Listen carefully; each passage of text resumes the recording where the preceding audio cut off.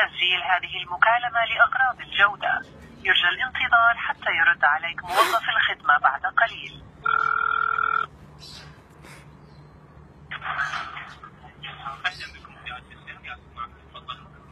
الو، السلام عليكم.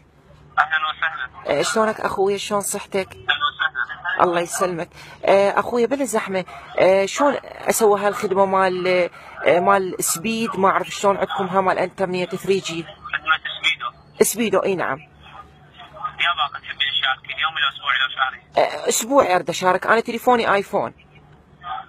اسبوعي مباشرة ترسلين رسالة برقم 2 الى 30 66 يستقطع من عندك مبلغ 7000 يعطيك 500 ميجا بايت صلاحية اسبوع. ها جميل. رسالة نصيه بالتعليمات. ها اوكي زين. يعني هاي الخدمه ايش قد تظل عندي؟ اسبوع تقريبا لو اكثر؟ هي صلاحية الباقة اسبوع، عندك بها 500 ميجا بايت، الاستخدام مالتك انت ضمن الميجا بايت مو ضمن المدة، يعني الميجا بايت اذا خلصتيها بيومين انتهت عندك الخدمة، خلصتيها باسبوع يعني انت تتحكمين بالاستخدام. ها جميل، اوكي كل زين. سؤال ثاني اذا ممكن، اني خالتي بالنرويج، هناك بالنرويج تقول اكو عندنا هواي خدمات، يعني مال خدمات حلوه نازله. انتم خدماتكم شو يعني نفسها ما تتغير؟ ما عندكم خدمات جديده حلوه؟ شلون يعني ما عندنا خدمات ما تتغير؟ يعني مثلا الخدمات انا متابعتهم كلهن، بس انتم لو تنزلون مثلا خدمه جديده حديثه متطوره، مثلا خدمه زوجني.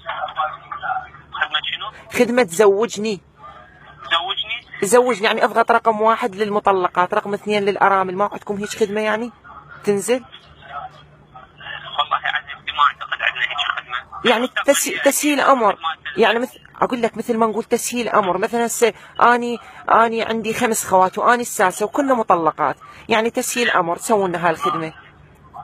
تسهيل امر. والله انا اطرح الفكره هاي اللي ذكرتيها. فدوى عمرك. اي والله يعني هواي عندنا عوانس والله العظيم، نصنا هسه من الزوجات. هاي اللي بيها سحر، هاي ما اعرف شنو، هاي الارمله، هاي الكاتلها الضيم، هاي طاقها الجفاف. يا عمي والله تسهيل امر سوونا اذا ممكن. ان شاء الله. يا بعد عمر. اطلع مقترحك ان شاء الله. فدوى لقلبك، فدوى والله انت مبين قلبك طيب وورده.